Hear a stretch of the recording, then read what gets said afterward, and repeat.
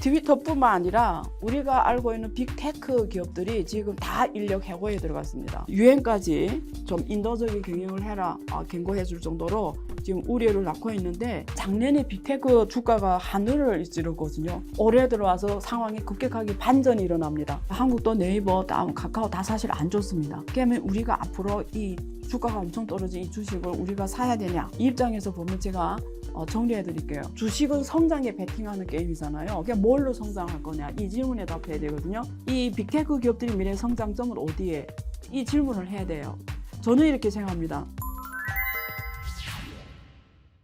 안녕하세요. 안유아의 앵글로 본 세상, 안유아쇼입니다. 정제와 광인을 오가는 사람이 있습니다. 여러분 누군지 다 아실 거예요. 일론 머스크고요. 이분이 행동이나 이런 게 굉장히 기행적인 행동을 많이 해서 좀 이상하게 보일 수도 있지만, 또한 인류 역사상 가장 또 핵심적인 일도 많이 한 사람입니다. 근데 최근에 가장 논란이 중심인 게 트위터 인수고요. 트위터 인수한 다음에 굉장히 큰 지금 변화를 예고하겠습니다. 오늘은 이와 관련된 내용을 같이 보도록 하겠습니다. 우선 여기 기사가 있는데요. 이 일론 머스크가 인수한 이후에 지금 일단 직원들을 많이 해고했어요. 지금 자체적으로도 사표를 내는 친구들도 많습니다. 그리고 앞으로도 계속 지금 직원 해고를 예고를 하면서 유엔까지 좀 인도적인 경영을 해라 경고해 줄 정도로 지금 우려를 낳고 있는데, 문제는 트위터뿐만 아니라 우리가 알고 있는 빅테크 기업들이 지금 다 인력 해고에 들어갔습니다. 구글도 그렇고요, 아마존도 그렇고요, 이름을 메타로 변경한 페이스북도 그렇고요. 일단은 새로운 직원 뽑을 계획이 전혀 없고 구조조정에 다 들어갔어요. 그래서 20-30% 직원을 자르고 있습니다. 근데 요중에는 우리가 말하는 이런 말단이나 이런 직원들이 아니고요. 잘리는 사람은 다 고급 임원님들입니다. CFO급. 그리고 엔지니어들도 많이 해고당하고 있는데, 왜냐면 작년에 빅테크 주가가 하늘을 찌르거든요. 이게 굉장히 놀라운 일이었습니다. 근데 그래서 여기서 일하는 사람들 얼마나 프라이드를 가졌겠어요. 근데 올해 들어와서 상황이 급격하게 반전이 일어납니다. 그 반전이 뭐냐면, 제가 데이터를 하나 줄게요. 현재 지금 5 빅테크, 우리가 팬 이런 얘기 있잖아요. 시가총액 차지했던 비중이 최고 24%까지 갔어요. S&P 500에서 이 빅테크 차지한 비중이 24% 갔거든요. 이게 예를 들면 한국의 거래소의 시가총액에서 삼성전자 및 관련 기업 차지한 비중이 한 24% 정도 됩니다.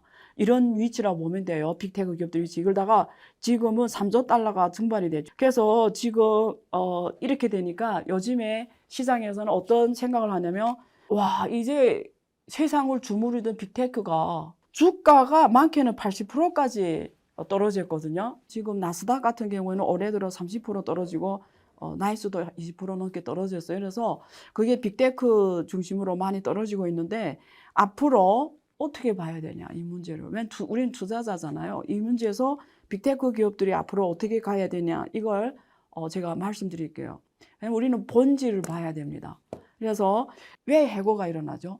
돈을 못 버니까 해고가 일어나요. 그 이름을 메타로 바꿔서 페이스북이 메타로 바꾼 이유가 앞으로 메타버스의 구글이 되겠다는 뜻이었거든요. 여기 메타버스 사업부가 있는데 계속 적자인 거예요. 23억 작년에, 올해는 37억, 이렇게 계속 적자. 지금 메타버스 생태를 꾸미겠다 사람을 엄청 뽑아놨는데, 미래를 선도하겠다 하는데 적자가 눈두덩이처럼 커지니까 이제는 구조조정 할 수밖에 없었던 거예요. 그래서 미래에 대한 판단이 지금 잘못되고 있다. 이래서 빅테크 기업들이 지금 다 이 상황입니다. 그러면 앞으로 지금 많이 떨어진, 많게는 80%, 적게도 30% 떨어진 빅테크 기업 우리가 지금 매수해야 되냐. 근데 똑같은 현상이 중국도 일어났으면, 중국도 빅테크 기업 다 사람을 지금 자르거나, 알리바바도 사람 자르고 있거든요. 그리고 아예 사람 안 뽑고 있어요. 그리고 원래 매월 11월 10일에 싱글데이라고 해서 터보에서 전자상 거래 규모를 매년마다 발표를 했거든요. 근데 11월 10일이 지나갔잖아요. 이번에 발표도 안 했어요.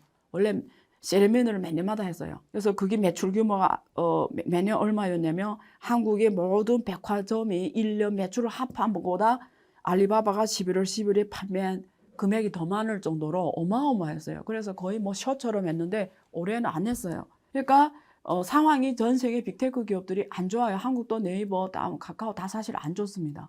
그러면 우리가 앞으로 이 주가가 엄청 떨어진 이 주식을 우리가 사야 되냐, 이 입장에서 보면 제가 정리해 드릴게요. 제가 늘 그 하는 말이 있잖아요. 시대적 흐름을 읽어라. 한 개인의 운명은 시대적 운명을 못 이긴다. 한 기업의 운명도 시대적 운명을 못 이긴다. 한 국가의 운명도 시대적 운명을 못 이긴다. 이 말을 늘 버릇처럼 하거든요. 그러면 지금의 얘네 주가가 떨어진 게 저는 이 말로 말씀드리고 싶어요. 기업의 운명이 시대적 운명을 못 이긴다. 다른 시대가 오고 있다라는 거예요. 그러면 얘네들이 왜 돈을 많이 벌었는지를 알아야 되겠죠. 그러면 흐름을 정리해주면 이 기업들이 다 언제 빅테크 기업 다 중국 기업 똑같아요. 미국 기업 똑같아요. 98년에 만들어졌어요. 그러면 사실 인터넷 기술을 우리가 1세대 인터넷 1.0 시대 70년대 미국 군사에서 먼저 썼어요. 군사 내부에서 쟤네끼리. 그러다가 이거 민영화시킵니다. 이 기술을. 그래서 민간이 폭발적으로 성장한 게 90년대입니다. 아마 여러분들이 제 나이 또래거든요. 제가 딱 대학 다닐 때 90년대거든요. 그때 인터넷을 접했어요. 저도. 그래서 인터넷 미쳐 있었거든요. 저는 인터넷 버블을 경험한 시대입니다. 그래서 98년에 인터넷 버블이 막 만들어질 때예요. 엄청나게. 2000년, 2001년 무너질 때까지 인터넷 버블이 지금의 블록체인 버블이 비교할 수도 없게 그때 일어났어요. 근데 그때 만들어진 회사가 이 회사들이에요. 실리콘밸리 빅테크 기업들이에요. 그래서 이 회사들이 그때 만들어지고 지금 몇 년이 지났죠? 2008년, 2018년 거의 25년이 지났잖아요. 그래서 사실은 지금 이 기업들이 초창기엔 다 무한한 적자였어요. 첫째. 그래서 거의 그때 알리바바 마윈 같은 경우에는 2005년까지 돈을 못 벌었어요. 그래서 중국에서는 이 마윈이 별명이 미친 사람이었어요. 돈을 태우기만 하고 돈을 못 버니까. 근데 얘네도 다 똑같았어요. 이 글로벌 빅테크 기업들이 다 돈을 못 벌고 돈만 계속 태웠고요. 그리고 지금 이번에 가상 자산이 다 무너지는 것처럼 그때 인터넷 관련 기업들이 그냥 무더기로 무너져 버렸어요. 그리고 아마존도 거의 가격이 영에 접근할 시기가 있었어요. 무너져가지고 아마존도 그 버블이 인터넷 버블이 무너지면서 아마존 가격도 거의 영에 접근해 가는 시점이 있었어요. 무슨 말이냐? 그러다가 다시 지금 세계에서 1위 기업이 왔거든요. 근데 그때 우리가 그 썰물이 물러갈 때 누가 발가벗고 수행했는지를 안다고 그러잖아요. 그것처럼 당시 인터넷 버블에 확실한 시산 모델이 없는 기업들은 다 무너졌어요. 그래서 남은 기업들이 이 기업들입니다. 그래서 이 기업들이 정확하게 돈을 번 건 2005년 이후부터 폭발 성장하고요. 특히 2009년에 모바일 인터넷이 나옵니다. 왜 그러냐면 그 애플이 스마트폰을 발명했거든요. 그래서 상용화에 성공하면서 모바일 인터넷 시대가 또 2010년부터 열리면서 결국은 이 기업들이 세계적인 시가총액 1위부터 10대에 들어가게 되면서 세계를 선도하게 돼요. 근데 얘네들이 모델이 뭐예요? 가만히 앉아 생각해보면 무슨 문제 해결했어요? 그러니까 항상 세계적인 1등부터 10등 기업은 인류의 문제를 해결한 기업들이에요. 얘네들이 뭘 해결했죠? 왜 세계적 기업이 됐죠? 연결입니다. 네이버, 연결, 카카오, 연결. 전 세계 누구와도 연결되는 거. 페이스북, 제가 아프리카 친구가 있어요, 거기서. 연결해놨어요, 다. 그러니까 연결을 많이 할수록 이 기업들이 뭐죠? 몸값이 하늘로 올라가는 거예요. 왜 알리바바가 대단해요? 알리바바가 사용 인구가 지금 가입자가 12억이 넘잖아요. 텐센트 12억이 넘어요. 페이스북 20억이 넘어요. 그러니까 구글은 모든 나라에서의 독점으로 검색 1위 엔진이고요. 구글을 안 쓰는 데 없어요. 그러니까 전 세계 다 구글 통해 연결이 되어 있어요. 구글 지도, 구글 맵. 그러니까 연결입니다. 정보 연결, 사람 연결. 그런데 연결은 해놨는데 뭘 해결을 못했냐면 신용을 해결 못했어요. 신용. 그러니까 이게 연결 규모가 클수록 몸값이 올라가던 기업들이 수익 모델이 뭐였냐면 광고였어요. 광고. 광고로 돈 번다는 건 뭐죠? 산업이 좋아야 된다는 거예요. 산업이. 경제가, 실물 경제가 좋아야 광고를 많이 내잖아요. 근데 지금 실물 경제가 어때요? 엉망이잖아요. 왜?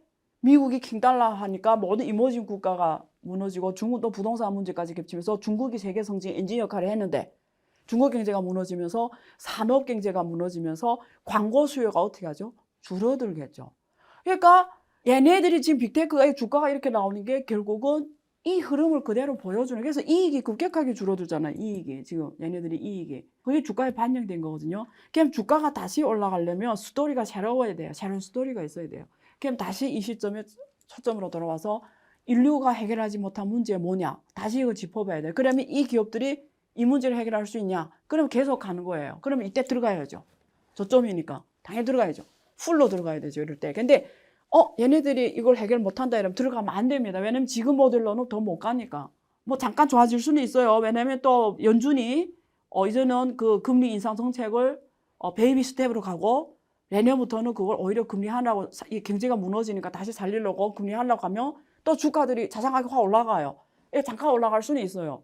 근데 이게 근본적인 문제를 해결 안 하면 올라가봤자 계속 못 갑니다. 주식은 성장에 베팅하는 게임이잖아요. 그냥 뭘로 성장할 거냐 이 질문에 답해야 되거든요.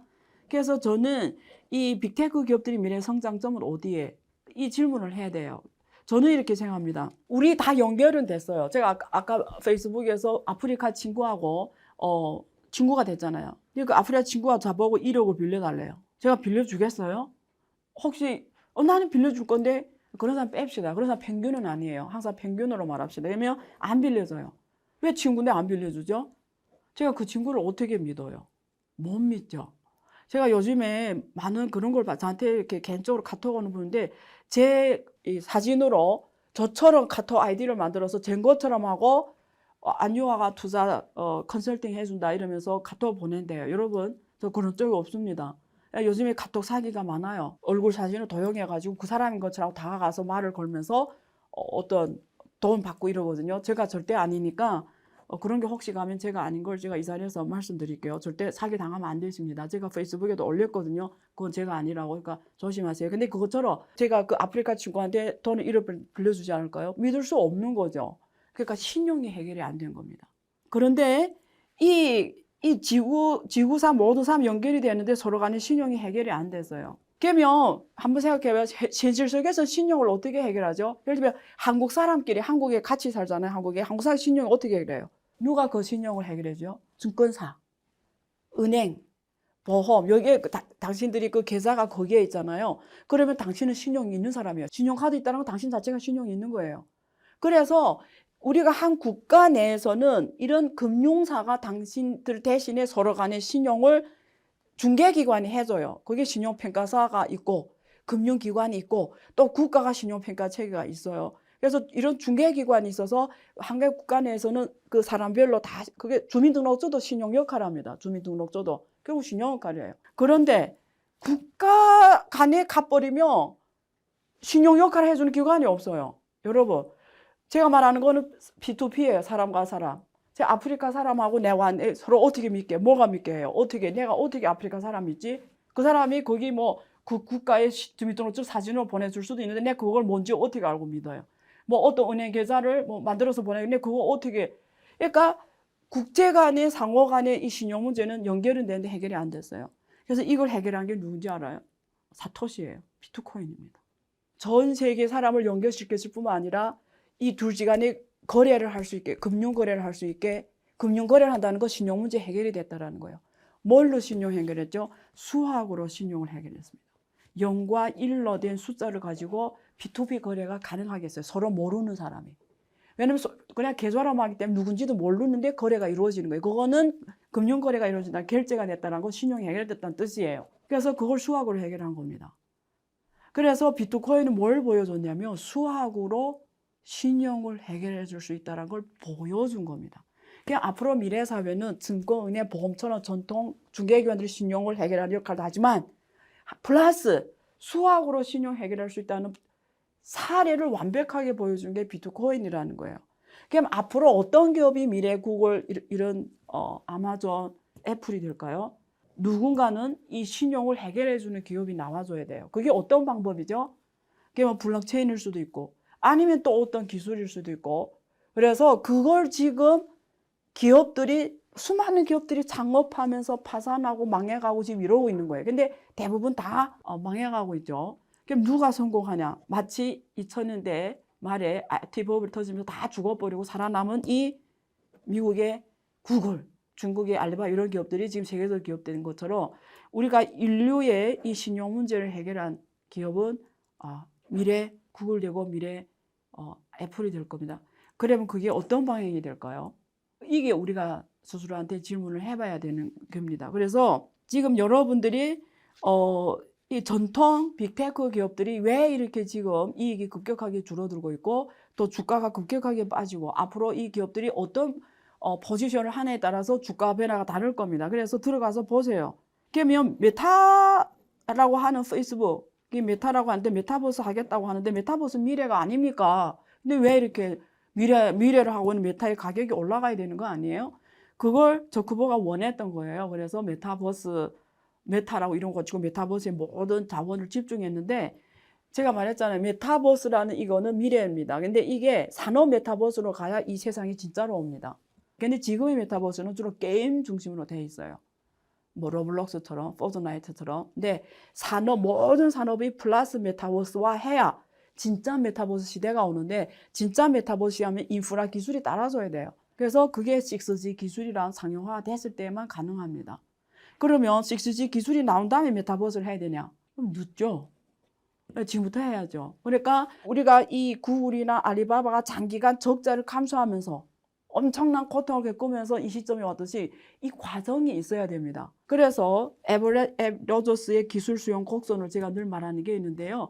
그게 앞에 2.5% 선각자, 그 다음 13.5% 조기 수용자에서 16%가 끌어가는데 그 중간에 캐지 마케팅이라는 게 있어요. 이 캐지 마케팅이라는 게 어떤 성공 사례가 나와서 많은 대중들이 34% 대중도 여기 와서 다 같이 여기 받아들이고 할 때 진짜 그 세상이 옵니다. 그러면 지금 어떤 단계냐면 이 캐지 마케팅에 아직 사례가 발생 안 했어요. 이 캐지 마케팅 사례가 뭐냐? 예를 들면 작년에 여러분 그 NFT 그림, 비플의 NFT 그림 매일 5천이라는 그림 있잖아요. 그게 8,360만 달러, 그러니까 한국 돈으로 한 800억 안 되게 팔렸거든요. 700억 넘게. 그래서 작년에 NFT 바람이 불었어요. 모든 사람 다 NFT 한다고 그랬거든요. 모든 데 다 NFT 한다고. 그거 우리가 그 캐지 마케팅이라고 보시면 돼요. 이렇게 어떤 계기가 빡 해서 쫙 와야 돼서 그게 산업의 메타버스로 확산이 되는 계기가 와야 됩니다. 그러면 이쪽에 엄청난 성공 스토리가 나와야 돼요. 산업 메타버스로. 그래서 지금 많은 스타트 기업들이 여기에 지금 하고 있어요. 제 주변에도 엄청 많고요. 뭐 저도 그 중에 사람 중에 한 명이고요. 전 세계에 수많은 실리콘밸리가 필요합니다. 한국 또한 이런 실리콘밸리가 만들어져 가지고 이런 수많은 이런 기업들이 신용 문제를 해결할 수 있고 기술적으로 그리고 이런 산업 생태계를 메타버스에 구축 가능하고 또 이게 실물 경제와 메타버스 산업계가 연결이 되는데 그 핵심이 신용 문제를 해결해야 돼요. 제가 여러 번 안유화쇼에서 다뤘잖아요. 현실의 안유화가 아바타 안유화가 진짜 아바타 안유화인지 어떻게 이게 신용 문제입니다. 신용은 금융이에요. 신용은 경제입니다. 모든 걸 다 신용으로 설명할 수가 있어요. 그래서 지금 무너질 때는 이유가 있어요. 원인을 알면은 기회가 됩니다. 그래서 이 빅테크 기업들에 대한 공부를 이 기회에 한번 비즈니스 모델에 대한 공부를 제대로 하고 앞으로 이쪽으로 갈 수 있는 이 중에서 누구인지 그게 우리가 지금 선택해야 되는 기업들입니다. 네, 1부에서는 트위터, 메타 구조조정 사례 중심으로 빅테크 기업들이 왜 성공했고 또 앞으로 어떻게 갈 것이고 이런 흐름에 대해서 제가 구조적인 시대적 흐름 측면에서 정리해 드렸습니다. 잠시 후 2부에서 뵙겠습니다. 안녕하세요. 2부 시작해 보겠습니다. 최근 국제 정세가 급변하고 있습니다. 중국 20차 당대에서 시진핑이 1인 집권 체제가 확정됐고요. 여기에 대해서 국제 각국은 중국 경제에 대한 불확성을 인식을 같이 하고 있습니다. 이런 사이에 최근에 미국 중간선거도 열렸고요. 또 지금 G20와 아펙 회의까지 열면서 각국의 행보가 미묘한 지금 움직임을 보이고 있습니다. 지금 중국과 미중 갈등을 중심으로 동북아에서의 지정학적 리스크가 높아지고 있고요. 또 여기에서 한국의 역할도 중요하고 또 어떤 대응을 하는지도 굉장히 지금 중요한 시점에 와 있습니다. 오늘 이런 주제를 중심으로 국내 최고의 중국 전문가 있습니다. 이희옥 정균관대 성균 중국연구소 소장님을 이 자리에 모셨습니다. 안녕하세요. 네, 반갑습니다. 네, 학교에서 뵙다가 이렇게 뵙게 되니 좀 어떻습니까? 제가 반갑습니까? 네, 좀 어색하긴 예, 합니다. 어색하죠. 세미나에서 주로 뵙는데요. 오늘 이 자리에 모시게 돼서 영광입니다. 일단 주제를 두 가지로 갈 건데요. 일각에서는 시진핑이 1인 체제가 되면서 도대체 지금 시진핑 3년임이 시작을 됐지만 앞으로 시진핑의 중국은 어디로 가는지 그래서 중국의 길에 대해서 많은 분들이 헷갈려하는 것 같습니다. 그래서 이쪽에 최고의 전문가시고 또 중국 쪽하고 관련 핵심 분들과 네트워크도 많으십니다. 그래서 시진핑이 그리는 중국의 길은 어디로 가는지 이 주제를 첫 번째로 같이 이야기 나눠보고 싶고요. 두 번째는 급변하는 동북아 정세, 동북아 정세에서 한국의 역할, 이 두 개를 가지고 같이 이야기 나눠보고 싶습니다. 첫 번째, 이번에 그 당대회가 끝났잖아요. 그래서 일단 처음으로 3년임을 지금 시작하는 상황이다 보니까 기존의 등소평이 과거 모태동 1인 체제 하에서의 이런 많은 문제점을 극복하기 위해서 만들어진 정치 지배 구조 질서가 다시 한번 이번에 또 새롭게 큰 변화가 온 상황인데요. 가장 그 정치적으로 전문가시잖아요. 이번에 어떻게 보셨습니까? 원래 이제 우리 네. 사회에서 좀 기대도 있었고 우려도 있었는데 네. 저는 뭐 예상대로 네. 나왔다 이렇게 생각을 했는데 사실 전문가들은 예측을 잘 못했거든요. 그렇죠. 그런데 AI가 예측한 것들이 거의 정확했던 것 같습니다. 네. AI라면 빅데이터. 네, 빅데이터, 머신러닝을 머신러닝 이용해서 네. 이제 지도자를 예측한 네. 모델들이 비교적 오히려 정확하게. 전문가들보다 훨씬 더 네. 정확하게 맞췄다고 하는 것은 네. 중국 정치가 지금 작동하는 방식들이 우리의 기대대로 움직이는 것이 아니라 중국이 새로운 이제 길을 좀 설계하고 있다 이렇게 볼 수가 있을 것 같고요. 우려가 되는 부분들은 이제 중국이 선택한 중국의 길이 1인 체제뿐 아니라 중국의 길을 분명히 선택을 했잖아요. 네. 나는 나의 길을 가겠다 하는 네. 입장을 분명히 했거든요. 그럼 소장님께서 이해하시는 시진핑이 말하는 중국의 길이 있잖아요. 그 함의를 우리 시청자들에게 되게 쉽게 설명 부탁드리겠게요. 중국의 길이라 하면 본질적인 함의가 어떤 거죠? 예전에는 이제 보통 네. 중국이 자국의 길을 간다고 하면은 네. 다른 길도 괜찮았는데 네. 내가 그 길을 지금 갈 수는 없다. 네. 그러니까 시간이 필요하다. 그게 네. 점진주의고요. 그건 혹시 민주주의를 말씀하시는 거예요? 그렇죠. 예전에 중국이 네. 민주주의는 좋은 것이다. 네. 이렇게 얘기를 하다가 네. 조금 시간이 지나서 민주주의는 나쁘지 않은 것이다. 이렇게 하다가 시간이 지나서는 민주도 중국께 좋다. 이렇게 얘기를 하거든요. 네. 11월 14일 날 네. 미중 정상회담에서도 네. 시진핑 주석이 민주, 그거 좋은 거다. 이렇게 네. 얘기를 했어요. 네. 네. 보편적 가치다. 네. 그렇지만 민주가 권위에 대항해서는 안 된다. 말하자면 중국이 가는 길들은 이제 나는 나의 길을 가겠다는 것을 분명히 했는데 미국은 민주주의의 길을 가고 나는 사회주의 길을 가겠다. 길은 다르지만 나중에 만날 수는 있지 않겠나. 이 네. 얘기를 하고 싶어 하는 것 같고요. 네. 그것을 위해서는 중국의 리더십이 강력한 리더십이 필요하고 지속 가능해야 한다. 그런 의미에서 이제 4년인 체제를 좀 정당화하는 논리로 작동하고 있다고 보여요. 그러면 뭐 중국 정치를 오랫동안 연구하셨잖아요.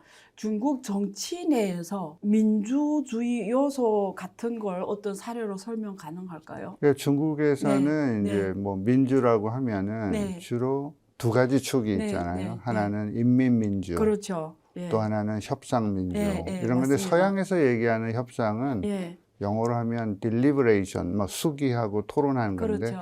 중국에 하는 협상은 좀 다르죠. 네. 그러니까 여러 이제 사회단체들과의 네, 네. 이제 의견들을 좀 그렇죠. 수렴하고 하는 네. 그런 과정인데 예.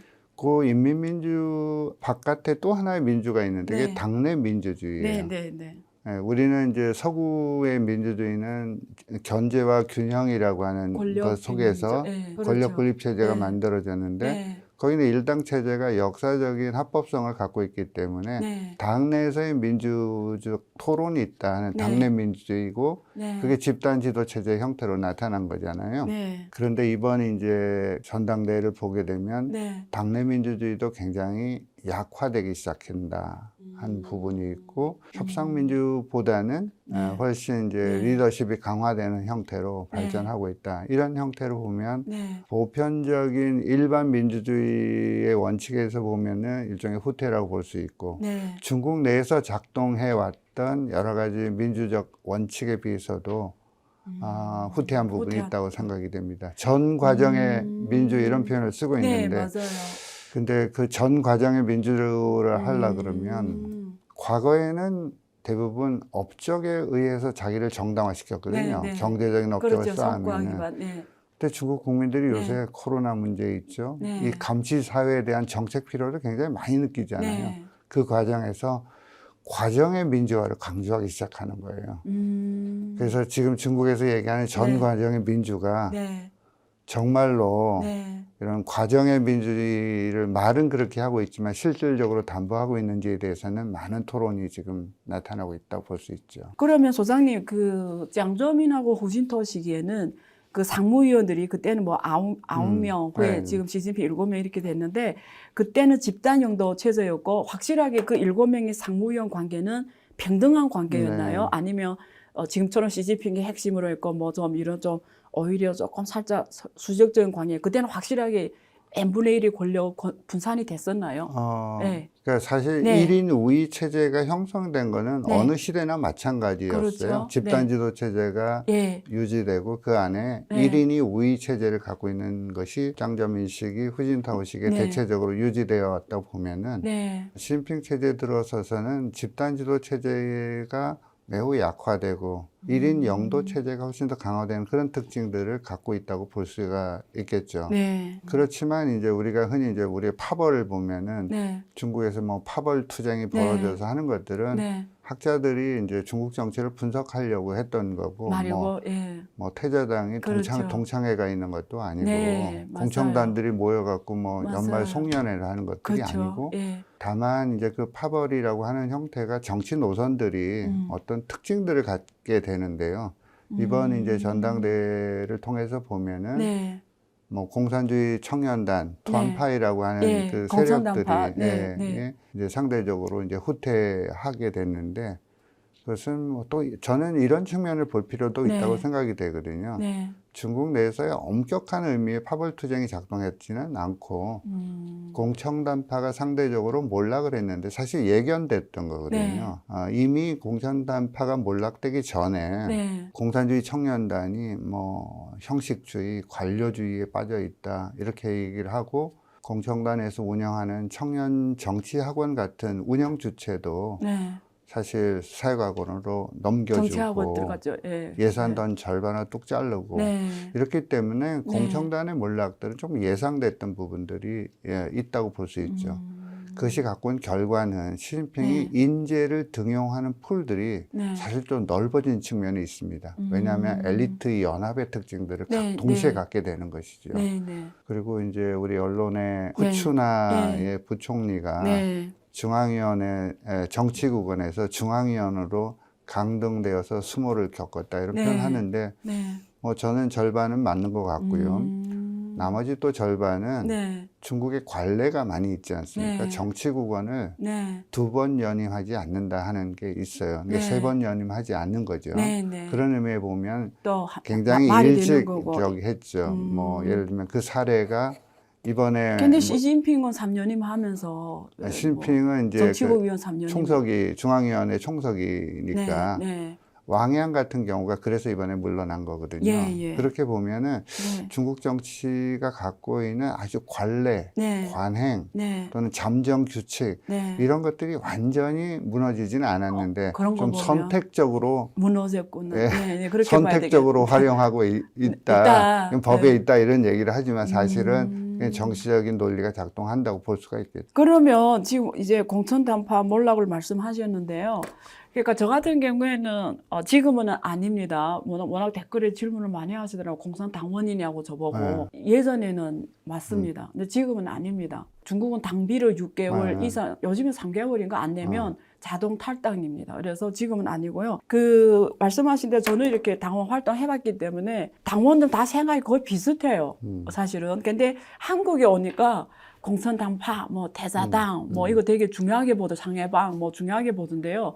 오랫동안 정치 연구를 하셨으니까 정말 그 사실적으로 보시기에 여기서 말한 상해방 그리고 공천당파 그리고 대사당 시진핑 이쪽이죠. 근데 이게 정치 노선적으로 확실히 다르다고 생각하시나요? 그러니까 이제 학자들이 분류를 해야 될 텐데 네. 어떻게 구분되죠? 왜 이렇게 네. 인재를 등용하는 그렇죠. 방식들이 네. 무엇일까를 보게 네. 되면 네. 결과적으로 네. 아버지나 또 그렇죠. 선대가 네. 뭐 혁명 원로의 가문이다. 그렇죠. 그러면 중화인민공화국을 지킨 오너 집단의 그 갖고 있는 이제 자부심 이런 네. 것들이 있다. 뭐 저는 그런 게 있을 수 있다고 생각하는데 네. 사후적으로 보면은 그렇게 네. 이제 평가를 할 수 있는 부분이 사전에 네.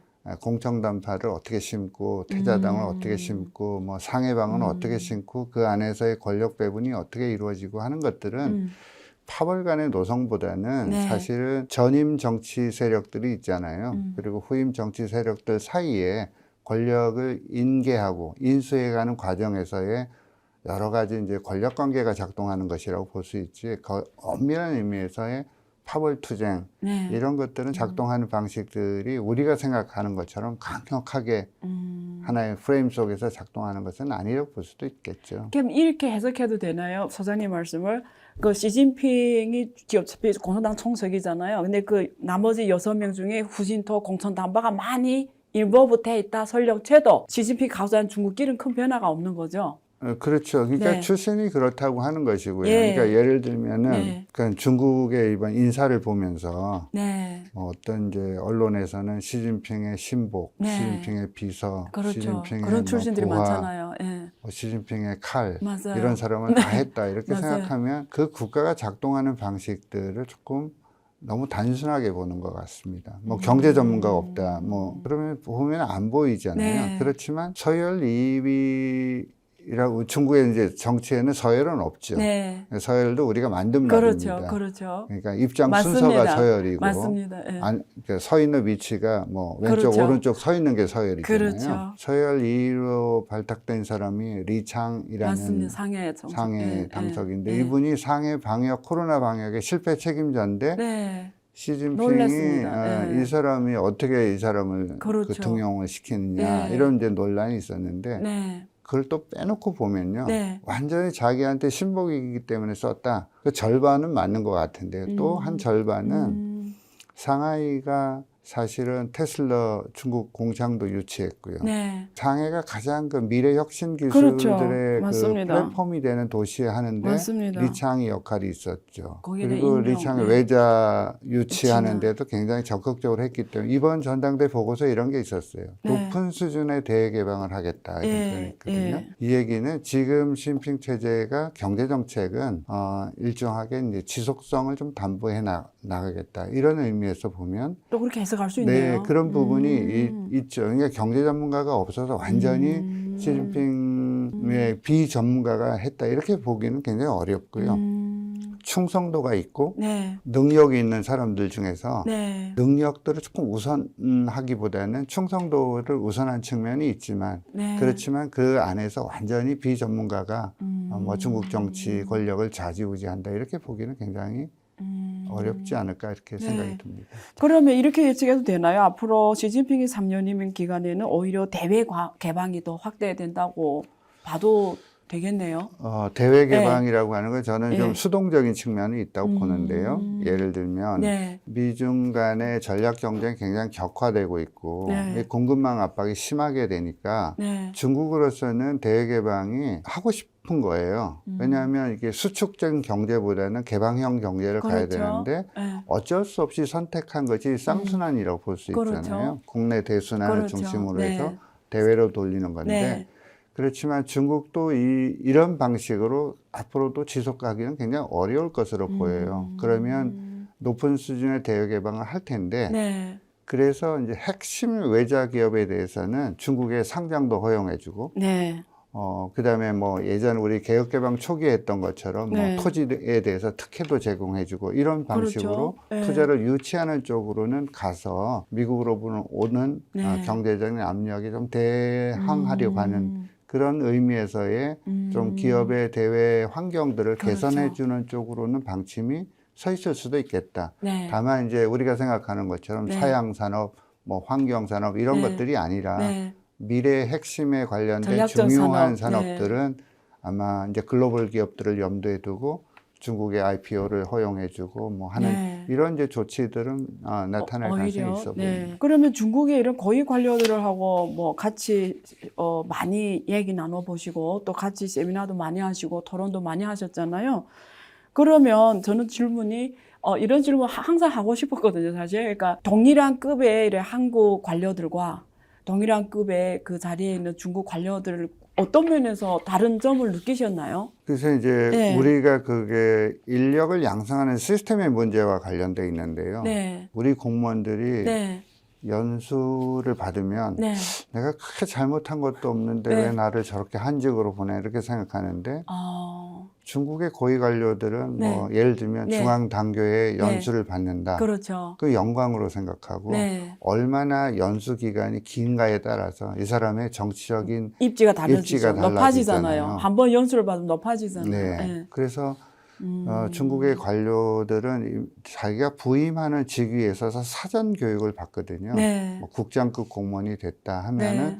거기에 대해서 철저하게 국장급 교육을 받아요. 맞아요. 당교에 가서. 그 단교에서 이루어지죠. 네. 그런데 우리 공무원들은 네. 뭐 한 1년 반 되면 다른 부서로 가잖아요. 네. 그러면서 그 경험이 축적되는 방식이 좀 다르고 네. 업무를 장악하는 능력들에 네. 있어서의 차이가 있죠. 사실 우리가 협상을 해보면 중국은 한 사람이 계속 10년째 협상이 나오는 사람이 있는데 네. 우리 협상단은 네. 7번, 8번 바꾸는 경우가 많이 있거든요. 맞아요. 우리 공무원 시스템하고 이제 중국 공무원 시스템들이 조금 차이가 있는 부분이고요. 그렇죠. 그런 의미에서 보면 우리 공무원들의 장점들은 굉장히 유연하고 네. 또 국제 감각이 네. 있고 또 상황을 빨리 파악하는 능력은 있고요. 중국의 공무원은 업무에 대한 파악력, 자기 업무에 대한 파악력은 굉장히 강해서 네. 굉장히 전문성이 있어 네. 보이는 거고요. 우리가 바깥에서는 중국 사람들 만나면 똑같은 얘기 한다 그런 게 맞는데요. 근데 사전에 학습이라는 프로그램을 돌리는 것 같아요. 네, 네. 전반적으로. 같은 말 하잖아요. 네. 누굴 불러도 그 이슈에 대한 같은 말 하는 거죠. 그거는 이제 사전에 네. 공부를 한다는 거 네, 아니에요. 네. 그래서 뭐 원보이스로 나온다고 하는 말이 우리는 이제 뭐 권위주의 국가의 단일한 목소리 나오는 것처럼 보이긴 네. 하지만 네. 또 그 사회의 네. 그 나름대로의 특징 속에서 그렇죠. 발현된 것이 아닌가 네. 하는 생각도 들어요. 네. 저는 그 당원 공부를 해봤기 때문에 여기서 소장님 말 단교라는 게 있어요. 단교는 중앙 단교가 있고요. 각 성 단교가 있어요. 31개 성직 본토에. 그 다음에 또 각 지구급 현급으로 단교라는 게 있어요. 당원을 교육하는 학교. 그러면 보통 예를 들면 뭐 서울시 단교 이러면 서울시에서 좀 똑똑한 친구들을 그걸 서울시 단교로 보냅니다. 그래서 뭐 역사, 정치, 모든 경제 공부를 다 시킵니다. 그러면 이 사람은 급이 높아진다는 거예요. 그러니까 거기 나왔을 때 진급을 해요. 그럼 또 성에서 성단교를 보내요. 그러면 그 단교로 나오면 또 중앙 가요. 그럼 중앙에서 중앙 단교 갔다는 건 이미 중앙 정부 인물로 육성이 되는 거예요. 그래서 단교에서는 어떤 리더가 되기 위한 모든 공부를 다 합니다. 그래서 단교를 연수 보냈다라는 거는 이 사람은 진급한다는 거고 거기서 모든 교육을 다 합니다. 그래서 한국에서 어떤 국제 세미나 하면 중국의 전문가들 많이 불러오는데 늘 질문하는 게 있어요. 왜 누굴 불러도 똑같은 전망과 똑같은 얘기를 하냐. 그 기관 내에서 어떤 같은 공부를 하는 경우가 많기 때문에 또 그런 게 누굴 불러도 같은 말하가 좀 당혹스러워하는 경우가 있는데요. 그런 상황에서 발생하고다 이렇게 이해해 주시면 좋겠고요. 자, 그러면 그 시진핑 3년임이 이미 시작을 됐습니다. 그리고 시진핑 주석이 항상 하는 말이 지금은 100년이 대변혁의 시대다. 그래서 저는 여쭤보고 싶은데요. 요즘에 중국몽이라든지 뭐 그동안 했던 1대1로라든지 뭐 이런 얘기를 옛날 비해서 많이 안 한다는 느낌을 저는 받거든요. 어떤 변화가 있습니까? 그러니까 1대1로도 중국이 네. 1대1로가 그 국제사회에서 수용도가 굉장히 떨어진다는 거를 의식하고 있는 것 같기는 해요. 작고 아름다운 프로젝트 이런 얘기를 네. 많이 하거든요. 네. 그러니까 1대1로도 예. 큰 거대 담론보다는 손에 잡히는 성과를 만들어야 된다 이런 얘기를 하는 부분이 조금 있는 것 같고요. 그러니까 이제 3년임 체제에 대해서 이제 담론을 지금 정비하는 과정에 있다고 생각이 되거든요. 그게 네. 나온 게 이제 중국식 현대화라는 맞습니다. 것이고, 예. 그리고 이 현대화라는 담론을 만드는 거는 과거에 이제 사회주의 현대라는 개념을 썼거든요. 네. 쓰지 않고 현대화도 미국식 현대화가 있고 중국식 현대화가 네. 있다. 예. 미국의 현대화를 보니까 예. 그게 뭐 파퓰리즘도 심하고 양극화도 심해되고 미국식 근대화가 따라 나서야 될 길이 아니라고 생각을 한 것 같아요. 네. 그리고 나서 사회주의 현대화보다는 훨씬 넓은 개념의 중국식 현대화라는 개념을 사용을 하고 네. 이걸 가지고 앞으로 이제 시진핑의 국가 전략 방향을 설계해 네. 나갈 가능성이 큰데 네. 중국에서의 현대화라는 개념은 그래서 굉장히 중요한 것 같아요. 네. 우리가 2020년까지 뭐 전면적 소강사회 먹고 살고 좀 여유가 있는 그 상태를 달성을 했다고 이미 선언을 했고 네. 건국 100년이 2049년도니까 그 무렵까지 사회주의 현대화 강국을 강국을 건설하겠다고 건설하겠다. 네. 얘기를 했잖아요. 네. 그때도 현대화 강국이죠. 예. 너무 기간이 기니까 중간에 툭 하나 잘랐어요. 예. 2035년도까지 네. 네. 기본적으로 사회주의 현대화 현대화를 국가를 건설하는 예. 그 시기. 예. 그래서 그 현대화라고 하는 것이 굉장히 핵심적인 화두고 시진핑 네. 3년 시대는 이러한 장기적인 국가 목표의 설계를 어떤 방식으로 추진할 것인가 하는 핵심이 바로 중국식 현대화인데 그 안에는 이게 경제적인 개념만 있는 것은 아니고 네. 뭐 경제, 정치, 외교, 뭐 평화의 발전을 맞습니다. 기획하겠다는 네. 것이 굉장히 포괄된 네. 장기 국가 프로젝트의 하나의 방법론으로서 중국식 현대화를 좀 제시를 하고 그거를 누가 제시했을까 이렇게 생각해 보니까 생각의 힘이 세계를 지배한다고 네. 생각해서 네. 왕후닝이라는 사람이 네. 그런데 저는 그분의 역할들이 거기서 머무는 것이 아니라 이번 입차 당대 보고서를 보면 제일 많이 강조했던 것이 안전이라는 안전. 문제입니다. 네. 시진핑 주석이 직책이 너무 많잖아요. 네. 저도 맞아요. 쉬다가 포기했는데 맞아요. 네. 우리 이제 NSC와 같은 네, 뭐 맞아요. 국가안전위원회가 서저 있죠. 서저 정치라고 해서 네네. 서저 많잖아요. 네. 거기 팀장을 시진핑이 한 몇 개 안 하면 되는데 얘네하고 달리 다 경제, 정치, 문화, 네. 뭐 통일 다 하잖아. 네. 인터넷까지. 예. 그 영도 소조라는 예. 말을 예전에 예. 쓰다가 지금 안 영도 쓰더라고요. 소조를 예. 일부는 쓰고 일부는 제도화시켜서 맞습니다. 위원회라는 위원회라고 걸 하더라고요. 했는데 국가안전위원회가 그런 네, 것이거든요. 맞습니다. 그 주임을 변했어요. 시진핑이 했는데 맞아요. 그 실무 역할을 누가 했느냐면 예. 왕후닝이 했어요.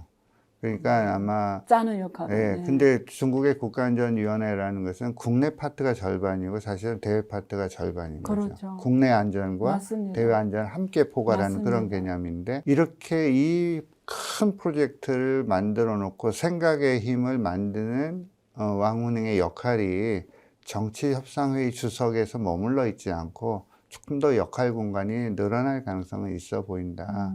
그래서 국가안전위원회에서 왕후닝의 역할들도 예상이 된다. 제가 이렇게 조금 모험적으로 말씀드리는 이유는 하버드 대학에서 얼마 전에 페어뱅크 연구소에서 인포그래픽을 쭉 만들었는데요. 네. 그걸 많은 세계 사람들이 보잖아요. 네. 나온 지 한 일주일 만에 틀린 게 너무 많더라고요. 네. 그러니까 중국 정치가 예측이 잘 안 된다. 네. 그리고 관례가 깨진 상태에서의 중국 정치가 앞으로 어떻게 전개될 것인가를 예측하는 것이 굉장히 어려움이 생긴 문제입니다. 그럼에도 네. 불구하고 추세로 보면 뭐 이러이러한 사람들의 역할 공간이 늘어날 것인가 아닌가 하는 것들은 저희가 전망의 차원에서는 한번 해볼 수 있다고 생각합니다. 방금 말씀 중에 이번 당대 보고서에 가장 많이 나온 단어가 안전이라고 하셨잖아요. 그 말은 반대로 말하면 굉장히 불안, 네. 안전하지 않다라는 걸 느꼈기 때문에 네. 안전을 많이 네. 얘기하고 있을 거 아니에요. 그러면 시진핑 지도부가 지금 느끼는 중국의 가장 불안적인 건 어떤 것들이 있을까요? 예, 우리가 마오쩌둥 시기에 보면은 네. 중국 정책을 쭉 추세로 관찰해 보면요. 네. 위기를 강조하고 자기의 정치적인 정당성, 합법성들을 강화하는 이런 흐름이 있거든요. 예. 마오쩌둥 시기에 보면 정치적 위기를 강조했어요. 예. 그래서 우리가 문화대혁명이라는 걸 통해 갖고 그렇죠. 정치의 위기를 네. 극복하고 그걸 통해서 자기의 권력을 강화했거든요. 네. 덩샤오핑 시기는 보면 경제 위기를 강조했잖아요. 그러니까 모순이라고 하는 것들도 낙후된 생산력과 모순과. 인민 수요의 예. 모순이잖아요. 맞아요. 그러다 보니까 덩샤오핑은 그거를 경제 위기를 가지고 자기 정치적 기반을 강화하는 쪽으로 작동을 했는데요. 네. 시진핑 시기에 오면은 어떤 위기를 통해서 나의 정치적 정당성을 강화할 것인가를 봤는데 그 위기가 글로벌 위기예요. 미중 간의 전략 경쟁이 심화되죠. 또 우크라이나 전쟁과 같은 지정학적 리스크가 커지죠. 경제 안보 이슈가 계속적으로 부각되죠. 코로나, 기후변화와 같은 비전통적인 안보 문제가 있죠. 이 위기를 가지고 내가 어떤 식의 권력을 강화하고 이것을 가지고 미래 중국을 건설할 것인가 하는 고민들을 했던 것 같아요. 그래서 이번 전당대회 전에 제일 많이 강조됐던 네. 것 중에 하나가 백년 대변국이란 맞습니다. 말이죠. 예. 이 위기가 일시적으로 온 것이 아니라 100년 만에 찾아온 위기다. 오케이. 한 번도 경험하지 못한. 그렇기 때문에 이 위기를 극복하는 것은 강한 중국이 필요하고 오케이. 강력한 리더십이 필요하고 네. 거기에 맞는 권력 구조가 재편될 필요가 있다고 하면서 시진핑의 권력을 강화시키는 그런 이제 장치가 네. 작동하고 있는 것으로 보여져요. 그러면 소장님 보시기에 중국식 현대화를 앞으로 할 거 아니에요. 그러면 이게 하는 과정이 커질수록 더 깊이 갈수록 중국이란 나라가 글로벌에서 처한 환경이 점점 그 위기 상황이 해결 방안이 안 된다고 네네. 하셨으니까 오히려 좀 안 좋아질 확률이 더 크다고 제가 지금 이해가 됐는데, 그러면 중국식 현대화가 더 이루어질수록 글로벌 이런 밸류체인에서 중국이 포지션 혹은 네. 중국의 영향력 이게 약화가 될까요? 아니면 커질까요? 중국 경제도 이제 네. 성장 잠재력의 문제인데요. 네. 과거 같은 성장 잠재력을 지속적으로 유지하기는 상당히 어려워서 그렇죠. 중국 경제가 네. 예전에 중국 경제가 뭐 소프트 랜딩, 뭐 하드 랜딩이 있었고 롱 랜딩이라는 게 있었잖아요. 맞아요. 쭉 네. 와서 떨어지지 않은 상태로 이게 굉장히 불안한 거거든요. 네. 그래서 중국이 지금 소프트 랜딩을 선택하고 있는 것 같아요. 네. 그리고 이제 그 경제 환경이 과거 같은 이제 고도 성장 같은 양적 성장은 이제 끝이 났고 질적 성장을 해야 되는데 네. 그럼에도 불구하고 이게 글로벌 경제에 편입되는 방식들이 중국이 좀 다르잖아요. 미국은 지금 뭐 금리를 높이고 네. 긴축을 하는데 네. 중국은 그렇게 해 나가면 네. 미국 경제에 연동된 중국 경제가 굉장히 위기에 닥칠 가능성이 크니까 다른 길을 지금 선택하고 네. 있잖아요. 그렇기 때문에 소프트 랜딩을 하고 싶지만 외부 환경이 그걸 굉장히 받쳐주지 않은 것들도 있기 때문에 상당히 많은 도전이 있으리라고 생각이 됩니다. 그렇지만 이제 중국이 세계 최대 시장이고 세계 최대 뭐 프리미엄 시장으로 등장을 했고 네. 세계 경제에서 차지하는 제조업 비중도 한 29% 정도 네. 되거든요. 네. 근데 그거는 사실 일시적으로 소진될 수 있는 것은 아니라고 보여집니다. 미국 기업들도 요새 차이나런 얘기를 많이 하잖아요. 네. 그럼에도 불구하고 빠져나가고는 싶은데 네. 빠져나가서 대체 시장을 찾기 참 어려워요. 그렇죠. 애플 같은 회사가 내 공급망을 한 20% 줄이는데 드는 시간이 한 8년 정도가 걸린다 그래요. 네. 그러면 이게 완전한 디커플링은 사실 불가능하잖아요. 불가능한. 그렇기 때문에 중국도 보면 이 완전한 디커플링은 작동하지 않을 거다. 그렇지만 최대한 버티면서 이 참호를 파고 네. 지구전적으로 이 문제를 극복해 나가려고 하는 것이 미래산업 전략으로 지금 나타나고 있다고 생각이 듭니다. 네. 그럼 이어서 그 소장님은 외교부 이런 위원회 역할도 많이 하시니까요. 이번에 한 아시안 정상회의에서 윤 대통령이 사실 한국 버전의 인도 태평양 전략 이런 걸 처음으로 지금 공개했는데요. 문재인 정부 때는 아시안 굉장히 강조를 했잖아요. 좀 다른 양상이 보이는데요. 어떻게 읽고 계세요? 앞으로 중국이 이렇게 중국식 현대화로 가는 길에 있어서 그동안 한국과 중국 경제의 이 상호 의존도가 굉장히 높았잖아요. 네네. 그러면 미래는 중국식 현대화 길로 가는 상황에서 윤 대통령의 이런 전략적 구상이 통할 것 같습니까? 이번 이제 G20 네. 뭐에 가서 인도 태평양 전략의 한국판을 지금 네. 만들었는데 네. 아직 완성된 것은 아닌 것으로 보이고요. 네. 일단 이제 국제 무대에서 한국의 방향성들을 설명한 것으로 보입니다. 네. 아마 정부 정책 중의 목표는 과거에 이제 전략적 모호성보다는 전략적 명확성을 선택을 하고 뭐 가치 외교 이런 것을 포함하는 뭐 글로벌 중추국가로서 하는 새로운 이제 외교를 제시한 것으로 보였는데요. 미국과 일본의 수용도는 비교적 높을 거라고 생각이 되지만 중국은 오랫동안 인도 태평양 전략에 대해서 굉장히 부정적인 인식을 네. 갖고 있었잖아요. 네. 그래서 주로 아시아 태평양 전략을 해왔고 그렇죠. 그리고 최근에 뭐 인도 태평양 경제 프레임워크라든지 수동적이지만 굉장히 반대 입장들을 분명히 네. 해왔기 때문에 네. 이것은 이제 조율하는 과정에 외교적인 이제 협상들도 필요하고 설명을 하고 수용하는 이 과정에 여러 가지 절차가 필요하다고 생각이 되고요. 네. 지금 단계에서 중국이 한국판 인도태평양 전략을 흔쾌히 수용해서 네. 이게 미래로 나아가자 하는 그런 방식으로 작동하기는 어렵지 않겠나 이렇게 보여집니다.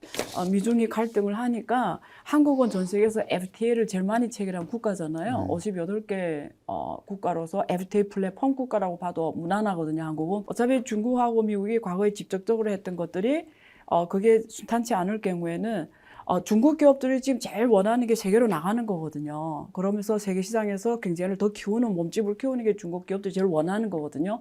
또 어차피 말씀하신 대로 전 세계는 중국을 완전히 이렇게 할 중국화하는 게 거의 현실적으로 불가능하다고 보기 때문에 미국도 어떤 형식으로든지 중국과의 관계를 계속 해나갈 수밖에 없다고 저는 보거든요. 그런 면에서 한국이 어떤 그 FTA 플랫폼으로서 역할이 굉장히 저는 커질 거라고 보거든요. 제가 이 얘기를 한 거는 코스피 과거 200 옵션 거래할 때 한국이 코스피 200 옵션 거래량이 세계 1위였습니다.